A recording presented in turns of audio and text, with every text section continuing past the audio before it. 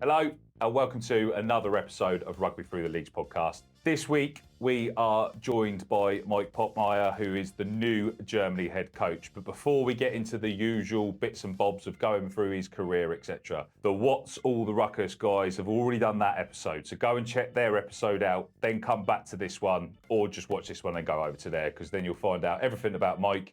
The Rugby Pass have also done a really good episode, but we want to get into the nitty-gritty parts of Rugby Europe, the future of Germany, funding, all the fun bits that we normally get to. We now get to go and open an honest conversation with Mike. Mike, really appreciate your time. Yeah, great. Yeah, thanks for having me. Look forward to it. So obviously, Germany head coach, previous Germany player, obviously not a German accent. How did the call come? Because obviously I was there for the Rugby Europe situation. Obviously I was there for the last game against the Netherlands, but you've managed to take two hands and trying to get Germany rugby back on the map, mate, by the sounds of it.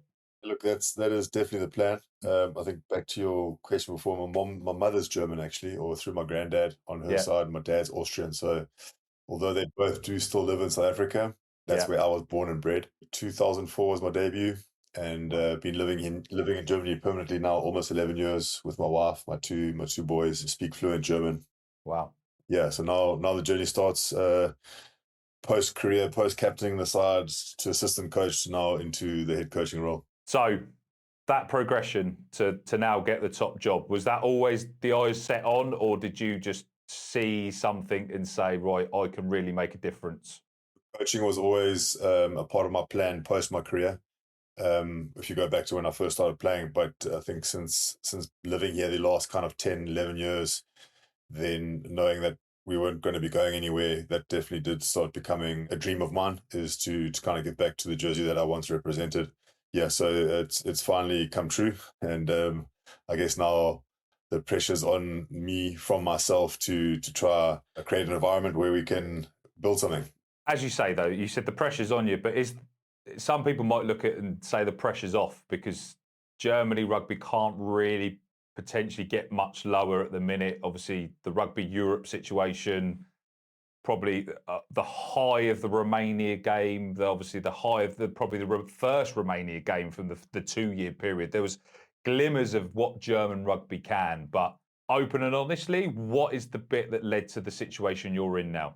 Ultimately, the only answer I can really come up with after much reflection is the fact that we're not professional, that we don't have professional environment for our boys to train Monday through Friday, do your morning sessions, unit sessions, analysis on opposition. So, I mean, realistically, before we played Romania, we had 2 camps spread over maybe 3 months. One of the camps was kind of a game against a Polish club. And then we came together on a Thursday before playing Romania. I believe it was on a Sunday. And then straight off that victory, I had to drive in my car and drive home to go to work on Monday. So I think that was quite an eye-opener for some of the coaches when they asked what the rest of the week looks like in preparation to Portugal. I was like, I've got to go to work tomorrow. I'm a facilities manager, and it's the same as the head coach, Mark Kuhlman at the time. He's an insurance salesman. And that was he had to get home to go to work on Monday. So, yeah, I think to get back to your question is obviously the fact that we can't provide the environment for our boys to be professional. By saying that as well, we can't afford to keep our best players in Germany. So they obviously take their trade somewhere else, whether it be England or France or anywhere where they can make a bit of money for themselves, applying what they really do enjoy doing. I come out of an environment where it used to be like that for us here in Germany when I was still playing. We had a professional setup, and I think if you go back and look at those days, you saw the results that we were getting, and that's only due to the fact that there was funding, there was a professional environment where we were training every day, all day. That would be the crux of it. And I think also if you look at it from we did beat Romania, but if we had an environment where we had sports psychiatrists or something like to deal with that kind of pressure, or to deal with recovery or S&C for that matter, so it would have been a different week going into Portugal. I was speaking when we had Sean on previously on the pod, and I said I sort of asked him, it's like, how does that prep go? And he goes, literally, I finish work maybe on a Thursday or a Friday, jump on a flight, I'm in a camp, I'm playing the next couple of days, then I'm back to work. I'm like, Okay, so we've now got Spain that's gone centrally contracted 30 players roughly to be ring fenced by the Iberians. Delta in the Netherlands also being run by four of the main clubs there. It's not sort of run by Rugby Netherlands anymore. It's done by the four clubs. Yeah. You've obviously got the Belgian, you've got the Black Devils, you've got the Brussels Devils, etc. How crucial would a German version within the Rugby Europe Super Cup? I know obviously the funding's that's going to be the crucial piece, but having a select group of players available in Germany for you to go and oversee, put an S&C coach in. How far away is Germany from getting there to start with? Let alone how crucial is it needed? I would say we're very, very far away. So far away, I wouldn't even know where to begin to start planning something like that. However, I have been in an environment as a player myself where we entered something similar. It was the EPCR back in the day. We went from getting 50 in 1 year to getting some victories the following year to then winning it in the third year. So very quickly it can turn around, provided you can create an environment like it for us as coaches, players, staff. If I look at, like, I've been involved with the Super Cup. I used to coach the Tel Aviv Heat side, where we made 2 finals against the Georgian Black Lion.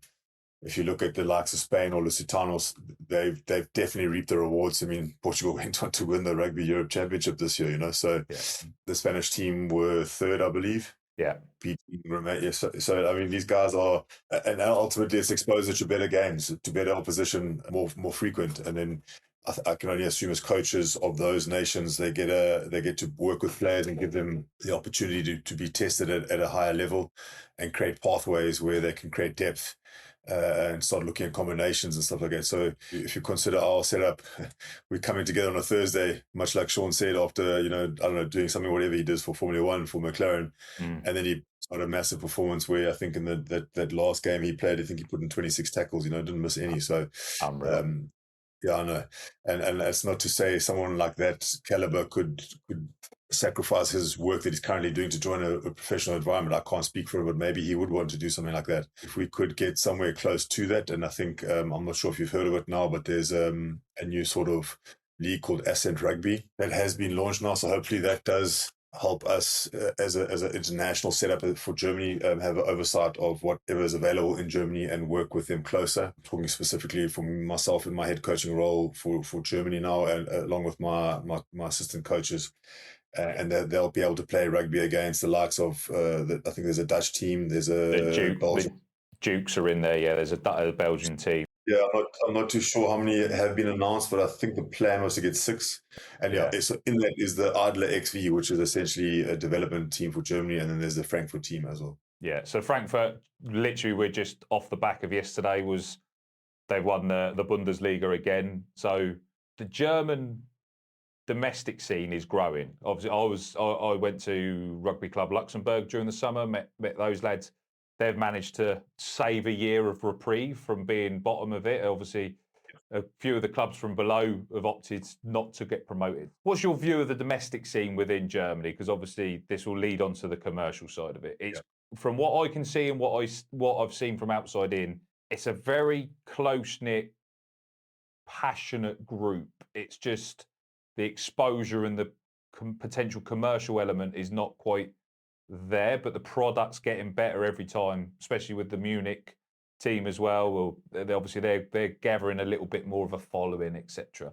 How's your domestic view from where you've come to now where it is now? To be open and honest, I'm actually involved with the coaching staff of the Frankfurt team. And part of my discussions to taking over the German national coach was to continue with that, because close to 70% of the Frankfurt team are national team players. Wow. And in the situation that we are in, currently find ourselves in, where there's not a lot of funding, there's no better way for me to keep tabs of players and then also watch Bundesliga games where I can see other talent, because I'm always involved with home games. So I'll always see the opposition that come and play against Frankfurt. Frankfurt are way ahead. If you look at the results, I actually sent them a message on Saturday after the final, because I had to drive home. I couldn't stay and celebrate with the boys, and I'm glad I didn't, because then I'd be suffering. But it was a dominant season. We've played 19 games, won 19. We scored an average of 64 points per game and only conceded 5.4 points per game. that's pretty dominant. It's not to say, not to boast, but I think, Byron Schmidt, who's the head coach, has been there for 6-7 years almost, and all that work he's put in years before is definitely showing off now. I think Berlin and Luxembourg were really fighting it off at the bottom. HRK really did well to finish mid-table. Aguilar came back with a great fight to finish third. Essien put Frankfurt to the sword in the first 20-30 minutes of the Bundesliga final, which I must also highlight was a great spectacle for rugby. We played in Hanover, I think with close to 3,000 plus spectators. And if as a national coach watching that game, looking at both teams, I'm going, okay, well, I could work with this, And that's not even to speak of some of the clubs that didn't make it that far. There's still one or two players that are definitely putting their hands up in other unions or other provinces, so to speak. Yeah. So obviously the Ascent Rugby has been added. Frankfurt, a big gap within the Bundesliga. The Ascent Rugby has got Frankfurt and a development is the oldest 15. Are you involved in the selection of that, or how's that? Is that separately to you, or do you sort of say, I fancy seeing these players within that model, or? It's still to be confirmed, but ideally, yes. What would be the sense of picking, letting whoever runs that team pick whoever they want, and it doesn't really benefit the national team. And I think that's the whole idea around it. If I'm not speaking out of turn, was for Frankfurt to get opposition against those clubs in our neighbouring countries that aren't involved in the Super Cup. So yes, I know Netherlands are involved. But as Dukes are, I think, top of the league or near up the top, or Brayford, for instance. They finished second. They lost in the final, I think, the Dukes, yes. So if you look at the calendar, in August, there's 2 weekends where there's games, then in February as well, which kind of suit us, and I would imagine suits them too, because it kind of gets your guys out of that winter break or the preseason. You're getting some good games, and I think I only see positives out of this, to be honest, that everyone can play cross-country, cross borders, coaching networking, referee networking.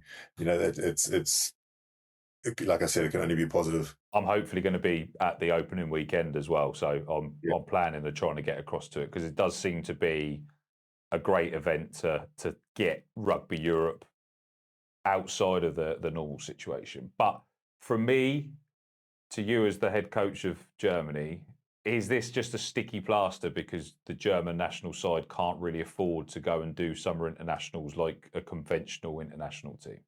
It's not a sticky plot. It's not just a quick fix. I think that this competition could become something where I agree. Yeah, ultimately we're trying to give the rest of these youngsters that are in Germany something more to play for. So, and that's why I spoke about Frankfurt being so dominant. When they come play Frankfurt, they kind of know it's going to be something.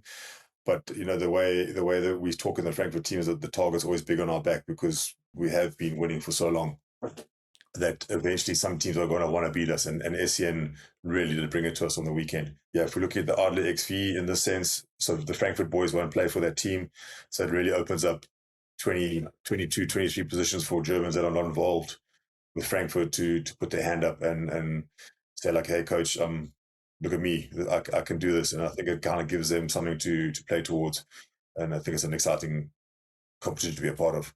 I completely agree, but there's a difference between it being on that stage and an international stage, and that's the bridge that you guys have got to try and find. We all know internationals cost money. Doesn't matter where you go, whether you host them at home or host them away.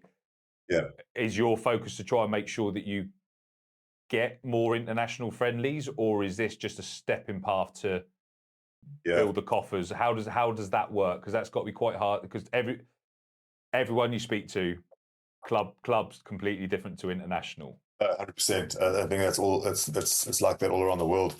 Right now there's no budget for us to play any friendly internationals. We've been invited by the UAE to go play against them in Dubai. That's not going to be happening because we can't fund ourselves to fly over.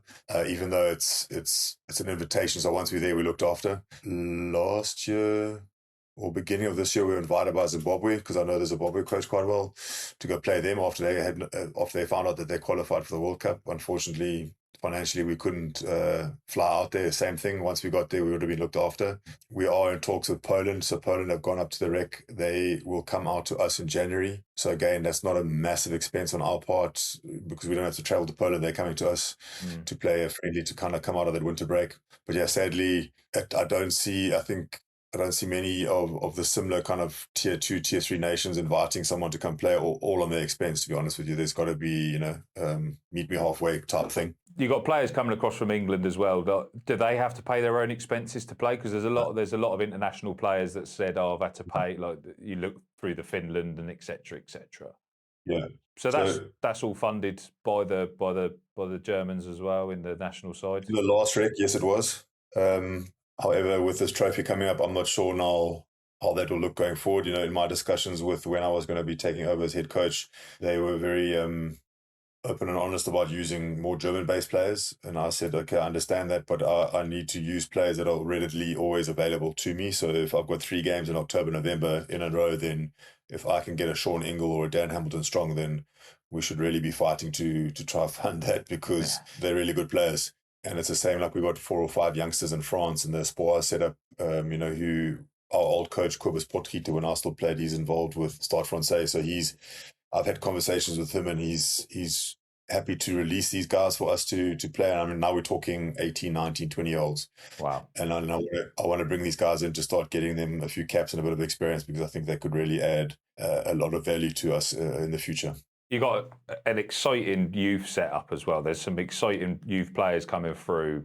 It's not probably the preferred method to have dropped down to the trophy, but is that also now probably the perfect time to blood them back in for the next 2 years? You get a good development model, get them experience at an international level, rather than, as you say, potentially having a trek to Tbilisi and having 60, 70 points put on you. You don't learn getting beaten every time like that. And obviously the Netherlands game, I was obviously pitch side, and all the German players just constant, just like heads up, we go again, we go again, we go again, we go again. But it's only so many times you can go again when you're like 70 points down. They didn't give up. Obviously, they managed to get the try back, which was amazing. That was the biggest cheer of the day from that crowd. But how do you rebuild off the back of that without damaging youth players, but also bringing them back through? I've thrown loads of questions into that one bit there. I think I know how to answer it, and I mean, to be quite honest with you, I think we are where we belong. If you look at our structure in our union at the moment, we are nowhere near. If you look at the rec, once it go down to 6 teams, rumored, I'm not sure if that will happen next year, but if it does, the 6 teams that are there are professional. And then for us to kind of be knocking on the door there every now and again and getting beaten by 50, 60, 70 points, at some point you're going to lose the interest of your really top players that are playing in France. Because they already are under a lot of pressure when we ask them to come play for us.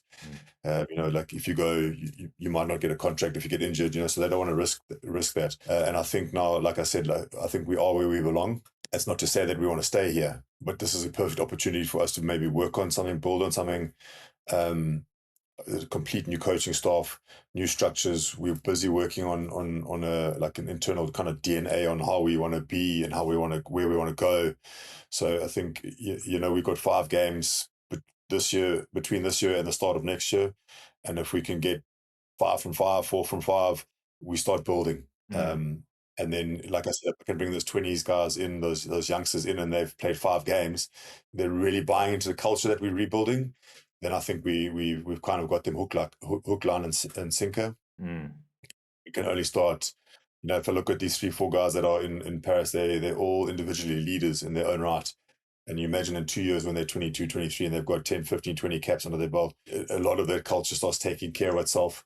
And that's like talking to my coaching staff. I really don't want to concentrate on the skill of the individual, but rather the behaviors and the culture of that individual, so he can add to that environment. And that's the way I want to go forward. And who knows what it could bring in the future. But from what I understand, there is still a relegation promotion game at the end of the next year's rec. So if we were to win the trophy, that's obviously the plan, is that we still get another shot to go back up. And if that's the case, then, I am a head coach. I've got to let the main thing be the main thing, which is coaching. At some point, if we get that opportunity to go back up, maybe we need to sit together and go, okay, Chaos, it's only realistic if we go there with backing. If we've got some funding where, I don't know, me and my coaching staff can go into environments and learn see how other teams are doing it to make this environment better, to really get hold of our professional players in France for that game, without too much distraction to what we've already built in the last 5 games. So it's going to be a fine line making sure we're doing the right thing, but I think I've got the right team around me to help me make those decisions. So we've sort of skirted around it, but what is the main difference with the funding in Germany? What's gone from being effectively professional setup to where we are now? What has been the difference? What's happened? What's dropped out? It's a really good question, mate. So I don't know. I don't know what's happened to funding. I can only speak for when I was playing here. We had a funder, which was the Capri-Sun, Dr. Wilt, who owns Stade Francais at the moment. And when we won the EPCR, there was a conflict of interest because he owned a French team that were also competing in the same competition. We were told that an owner can't have two teams in the same competition. And obviously, it was an easy decision for him because he'd obviously invested a lot of money into one of the most popular rugby clubs in the world, right?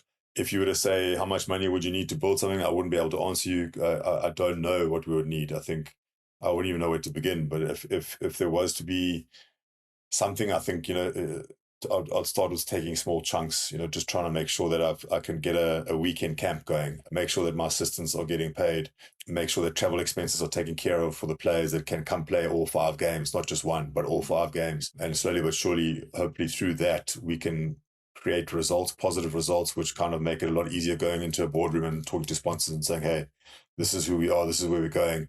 We really would like your backing for this, So yeah, I don't know. I don't know what we would need. I don't know what happened to the money in the past, where it's gone now. But there's definitely no money at the moment. That's been told to me a few times. But I don't want to get into a political battle or political game. I want to coach. And I believe if we can like I said, get that culture environment right, get some results, that maybe that starts happening naturally. That's the thing. It's hardest to find sponsors when you're potentially on a decline, when people come banging your door down once the results start coming. And that will hopefully come as well. With the Bundesliga in a really good position, Nico seems to be really driving that as well, trying to make sure that the Bundesliga is a clear development path for German players and Germany as a whole. With that platform as well, that you're going to be able to be involved, watching more teams, etc., etc. What is that plan for the identity? Is it going to be a German players, German setup, but peppered with the occasional overseas talent while it develops, or is it going to be having to just call on players to get results? Or like obviously you've got the young player. Is it Henning that started during this the exceptional talent? Yeah, exceptional talent. Managed to be pulled up through the 20s when he was done brilliantly during the 20s, and then come into what was a very tough wreck and still shone. Are you going to be able to build teams around players like that, or is they kind of like how do you foresee it? Yeah, that's definitely my plan, right? Is to, especially because they're still quite young and they're in the Espoirs mix, so that means that we'll get access to them a lot more before they start going over the 23 age, and who knows where they end up. If it's a Pro D2 or top 14 contract, then it becomes tough. But hopefully by that time we've built something where we can be taken seriously. So when we have that relationship with a club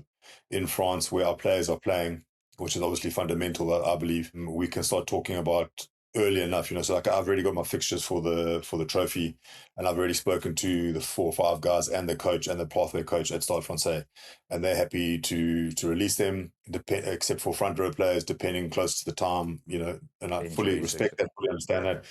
But I don't want to go there 2 weeks before our first game and try pull out one guy because I need, a name. I've made it quite clear that I want guys that can be available for all the games. I've had a few players that come, oh, can I play my last game? I was like, no, you can play your last tournament. You can't play your last game, but you have to commit to all 5 games because I don't want too much disruption. And I know rugby is a hard sport. There's injuries and all that kind of stuff. But if I have a training camp of 30 players and a center gets injured, I've got someone underneath that can replace and has been through the moves and knows and understands what we're all about. So yeah, that's hence why I speak of a Dan Hamilton Strong or a Sean Ingle or a Chris Henning, because he's in a Spars mix, for instance. That these guys should be available for all 3 of our games, because it should fall into the international window of November where they should be released, And the last thing we want to do is get to a point where we nominate them under the World Rugby rules. They wouldn't then be allowed to play for their clubs wherever they are based. That's not in the spirit of rugby. That's not in our values. And I think if you could represent your country, that should be respected at the highest honor. 100%. And I know a few players personally as well that have actually gone to France and managed to negotiate into their contract for them to be released for all international camps without the. So, as you said, once Germany gets into that situation, those players are in them, they can potentially, hopefully, negotiate that and create that platform to grow. So, what is your, without giving the gameplay away, what is your plan to work on the strengths and the weaknesses of the German model at the minute? What is your coaching 101? What's your ethos as a coach, and say, right, we're going to get dirty up front, or we're going to just play expansive? How do you see the game? What's your vision? If you was able to sort of pull the strings above it, how did you love to play rugby? Yeah, I don't want to give too much away because it's already been planned. I'm actually looking at it right now on my screen. But essentially, like, we touched on it. You've touched on it already. In the game against the Netherlands, is like our boys always have fight, no matter the result. They understand where they come from. They understand the situation that they're in. That we don't have the luxuries of training all week, and so yeah, there's a lot of motivation, a lot of energy, a lot of dog in them that they just want to carry on going. And that showed against Romania. That showed 6, 7, 8 years ago when we played Romania and we beat them. It's always been there. We've never been the biggest nation in terms of size. We're never going to run over a Romanian or a Georgian team, but maybe we could run around them. Maybe we could just secure possession. Maybe we can educate our players to see the game differently, to just get us into the right area. So my biggest thing is trying to get our German-based boys to understand. Like, I mean, I love rugby to bits. I watch rugby. If my wife would allow me to marry someone else, it would be rugby, because I watch it and I analyze it and I look at it in depth. So I think even in this previous rec, I try not to look for excuses. I try to look for solutions. So I would have 2 or 3 video calls in a week with my forwards. The lineouts this year were shocking in terms of stats, but the guys committed. They still jumped online. We analysed online together.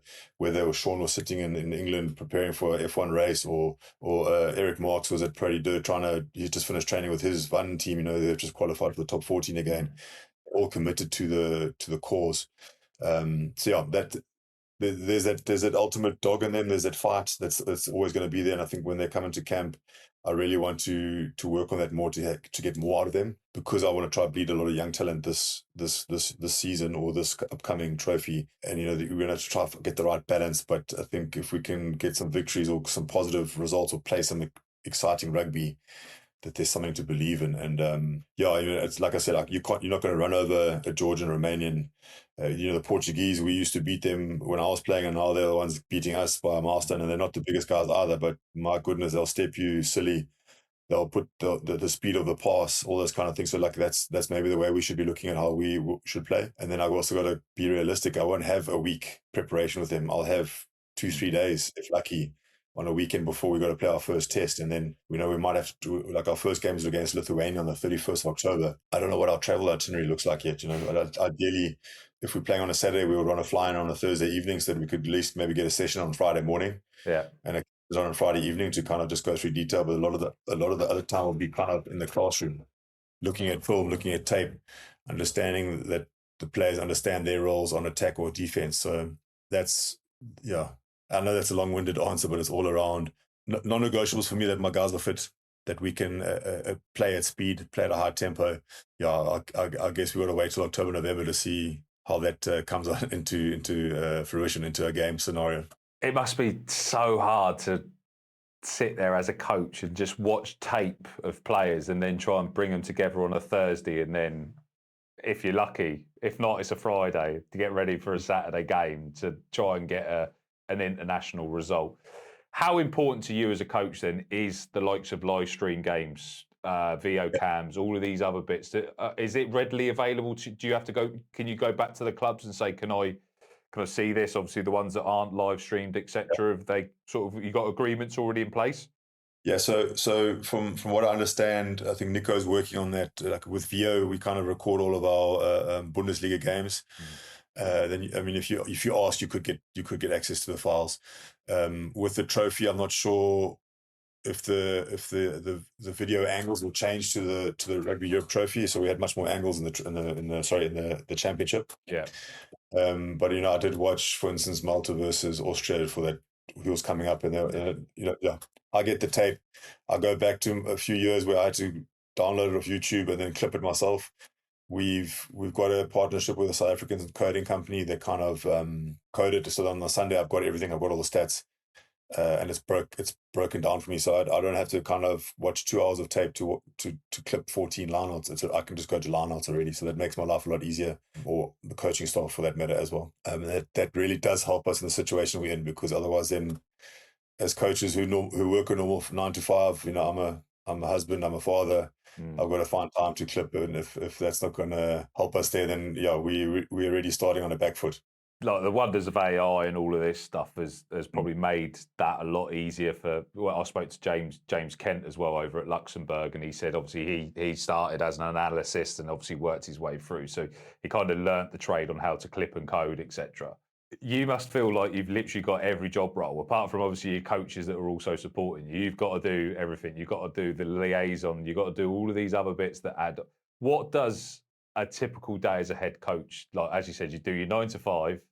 You've got to be a husband and a father in between that as well, and then this other bit. Like, you literally function on like 3 hours sleep, or is sleep optional? How does it run? Because at some point you must think, Christ, I am empty, or that your coffee bill must be massive. No, look, I mean, I can speak. I know our previous head coach also said this was the first time he felt like a real mental load. I think the rec, that was tough. That was a lot of slugging. Obviously for being a South African, Southern Hemisphere, that summer, when you stuck out here, it's grey, it's windy, it's cold, wet, it's snowy, and then you're traveling a lot. And a lot of the time, my phone would go crazy. My wife would be giving me so much uphill. You're always on your phone. But it was like, love, you got to understand, I'm managing 35 other kids here. My flight's delayed. Who's going to fetch me from the airport? I forgot my boots. I don't have my gum guard. But those 3 months are tough. And I think if I reflect, and again, I'm not looking for excuses, I look for solutions. And if I look at our upcoming trophy, and this is why I also say that we are where we belong in our current situation. We play in October and November, so we don't have to worry about preseason fitness training, whereas the championship we don't play from December, January, February, and our first game was in March against Romania. So 3.5 months of no game fitness, no fitness training. So like, for instance, last year I created a fitness challenge. I'm by no means an S&C coach, but I did play, so I do understand that I could try to hold these guys accountable. So I created groups, I created challenges in the week. So I made them send photos in, and I think to some degree it did help. We didn't have that many injuries in our season, and we remained quite fit to finish the championship with most of our players that were available to us. But a normal day is wake up in the morning. There's probably 2 or 3 messages from some players, from coaching staff, from people in the union trying to figure out how we can make this better. I go to work, and then during the day sometimes people phone me, but I think what my players know, because I really try work off a few values myself, and 2 of those are honesty and integrity. So if they know, if I don't answer, I will phone them back. Yeah, they will hear from me. I'm not ignoring them, even if it's a tough conversation. And then when I'm home, it's something I could probably still get better at. It's like I need to put my phone away, because I've got 2 boys. They're 9 and 3, and they obviously that's where my attention should be. And then once they're in bed, then I'm back on the phone, analyzing it, videotape. We're doing podcasts, and until it's a full-time job, which is my ultimate dream. Yeah, I'll keep doing it like this, because it's a passion and it doesn't feel like work. No, that must make it a lot easier, and like those tough conversations, as you say, are made easier when you're loving it, and obviously the new excitement as well of being able to take the head role of trying to create that vision, and all going well. 5 years time, you've still got the Germany head coach role. Everything's going well. What is your vision of 5 years in Germany? What can you see this German model becoming in 5 years? I've been asked this question a few times, and even by my wife, and I've got to be realistic, and I've got to be optimistic, right? So I've got to, obviously, I just want to get through this first season, and then obviously see what we can do, what we can achieve. But ideally, in 5 years' time, I'd love for us to be in a semi-professional environment. Meaning, let's say a Christopher Hennig, or we find another Christopher Hennig who's 18, 19, and he's got opportunity to go play somewhere else, but we can actually keep him in Germany under contract, so that we can keep him in our ranks, that he can play for us. So if we could get to a point where, like, semi-professional, where let's say we have I don't know, 12 to 20 contracted players, but they're playing for their individual clubs, which makes the Bundesliga better. If we can get myself and my coaching staff also under full-time contracts where we can then go around Germany and make the game bigger and better, and work with the clubs, the smaller unions around Germany, because I mean, there's a lot of rugby in Germany, but sometimes I feel they're not getting the support that they need in terms of rugby IP. So, like the coaches that will be working with have got their levels. They're Welsh, South African, Italian, and myself. So, I'm not saying that German coaches are not good enough by no means, but I myself also try link up with other coaches to try understand how they do things. To kind of make myself better, because I'm by no means the best coach in the world. So, yeah, ideally that would be the case, and I think if that means we kind of go on little road shows and do things all around Germany to then, because again, that one hand washes the other. So we get to see some talent that's out there, pathways, if they're 16, 17, we get that name on a list. We look at them in 2 years' time. So we know what's coming through the ranks when we have injuries or when we have players retiring, and that would be the ideal situation for me. Yeah, sounds exciting. Rugby seems to be the same problem with commercialisation. And everyone says rugby's poor, nobody's got any money. How do you see it being fixed? Because everyone's got a different opinion, and everyone sort of says, I don't know how to fix it. But everyone must have an idea of. A lot of people say it's back to school level, and we sort of slow build. Yeah. Like, if we wait for the school situation, the game might be in a different set. What is your one thing that you think we're missing? We're really missing this one little key that will turn it.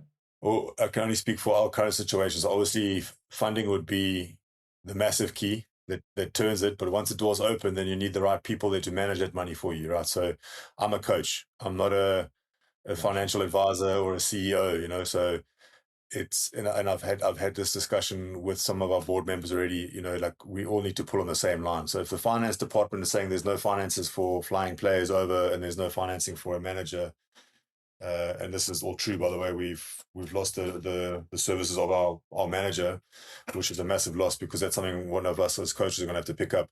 Wow. And that's a lot of administrative stuff in the background. That's cool that you've made that decision, but then how do you want us to perform? So you've made that decision in your department, but then what's the reasoning for that, so we can kind of be on the same line? So right now I feel like we're not all pulling on the same line. We're kind of trying to pull a rope that's been wrapped around a hook there, and we're trying to get it down to here, and it's not going to help. So yeah, I really do think that some sort of funding, but then again, like I say, once that door's open, we need the right people in that room to make sure that we're allocating this funding in the right ways, that we can see long-term growth, and it shouldn't be seen as a short-term fix that we can go, okay, cool, for this trophy we can fly out Tom, Dick, and Harry, and then we can win. No, that's not going to help. We need to start going, okay, well, let's look at a youth club. For instance, here in Bonn, where close to where I live, there's a youth club that have got some really great talent and a lot of good coaches and a lot of good players, young players. Let's start building relationships there. Let's start seeing what they have on their list of under 23 players or under 20 or under 18 players. And let's start building relationships with all of our clubs around Germany, so that we're all, again, pulling on the same line. And I look at South African schoolboy rugby, or club rugby for that matter. You have an under 14 and under 15, under 16, and then your third, fourth, second, and all those teams support the team above. Yeah. So your third team will play. Some of those guys will sit on the bench for the second team. The second team plays. Some of those guys will sit on the bench for the first team. All those results that happen below the first team mean nothing, because if the first team's not performing and they lose, the whole club goes down, not just the first team. So, that's the kind of mindset we've got to try to adapt, is that the national team, whether it's 7s or 15s, should be the main, for women and men, right? It should be the main thing. Whatever's underneath it, we should all be working towards that and trying to get all those people that are helping underneath understand that, so that we can, and again, that's not going to happen overnight. That's going to take a couple of years maybe to see rewards. And we all know what happens in a couple of years of rugby. Players retire, there's injuries, they move on. So yeah, it's I wish I had a magic wand just to wave it around and go. Spinning many plates. Yeah. With So obviously you also brought in Curtis Brayford. He's part of the setup. Obviously he was part of Sevens. Is that with a vision to try and speed up the game? I've worked with Curtis before, and we kind of met being pulled in as assistant coaches, and we got on like a house on fire right from the beginning. He understands rugby. He loves rugby pretty much just like as much as I do. We often talk a lot. We do talk a lot. Yeah. My wife only met him 2 weeks ago for the first time, and we've known each other 3 years. So she was just like, oh, finally I get to meet the guy that's always on the phone to my husband. So he's a great coach. He also understands that personal relationship between players, and there's no doubt I would want him on my team. So. And I think he's got a great mind around attack and speeding up the game, and also getting the guys to understand how we want to do it and getting that message across. Awesome. I think we've pretty much covered everything until we get to the end of that first trophy season, mate, and we probably have to catch up again. But yeah, I actually look forward to that, because then I'll listen to this beforehand and see how it all went. Yeah. Yeah, it's exciting to see. I speak to Paul over at Rugby in Germany quite a lot, and obviously try to help promote the German side of it as well. And hopefully there's a few more plans from our side to help push that further, and obviously part of the Rugby Europe family as well, to make sure that we can give it that light and exposure. If there's one thing that you can leave everyone on, what would you say to people that are thinking whether they're available to play for Germany, or whether they're looking at saying, right, we're a German company, we can look at investing, or an external company that's got interests in Germany, what is the vision to make sure that they get every bang for their buck, and that they're able to be proud of the shirt that you guys are going to be pulling on every time that you get out there again? Yeah, sure. It's I guess we touched on it earlier. I think if there's brands or companies out there that want to get involved with sponsorships, they're going to get involved with something that's special, something that's going to grow into something special. That's I'm looking at my sheet here in the background. That's 100% certain. If they're wanting to get results, they might be looking at the wrong reasons. But if they want to get part of something that's special, that's going to tell a story, that's going to get a small rugby country like us, Germany, exposed, then those are the people that we want to work with. So I think if they can help us, we can help them. Yeah, it's going to take some time to get the full story. That story is always going to be forever, and I hope one day when I'm no longer in this position, that the person who takes over from me can continue that story. And I think that would be my ultimate dream, is to leave it in a better place. As ironic as that sounds, because I'm reading the legacy book. You always leave your jersey in a better place, but it is literally like that. So I know my coach before me, he definitely left it in a better place, because he was my captain when I played my first test. So there's people involved in German rugby that do it for the love. Yeah, there's some people out there online that pass their comments, but that comes with the territory, right? But if the small rugby community that is Germany can get behind our story and really support our boys, where they show tremendous amount of guts for a little bit of glory every weekend, and for free and for nothing, just for the pride, then I think we're the right story to get behind. Perfect way to finish. For everyone that's joined us, make sure you go and get your tickets for the Ascent Rugby as well. Make sure you keep an eye on everything on the Rugby Europe trophy throughout the German season that's coming ahead. And those that need to reach out, that have got any sponsorship or want to help support this German story, make sure you reach out. I'm sure we can find the right person to put you in contact with. And for everyone else that just really enjoys everything that we do for Rugby Europe, make sure you like, follow, subscribe, do all those good gubbins, so that we can help support other rugby nations like Germany as well, as we carry on growing the message. And for everyone else, just make sure you keep safe, keep playing rugby, and we'll catch you soon.